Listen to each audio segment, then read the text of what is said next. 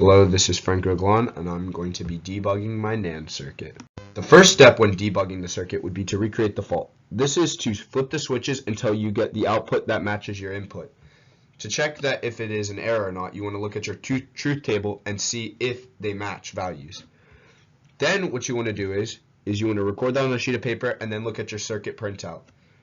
Then what you want to do is you want to determine which wires are used to make that part of the circuit, and then you want to put an LED in between the wires that go to different pieces.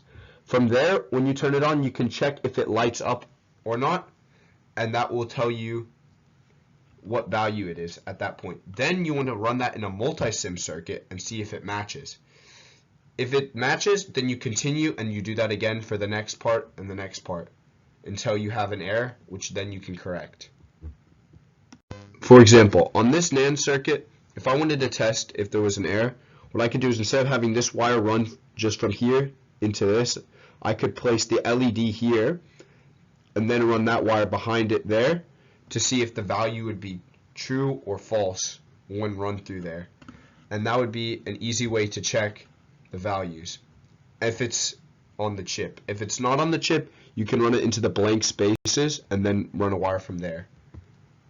This is the truth table for the emergency cutoff.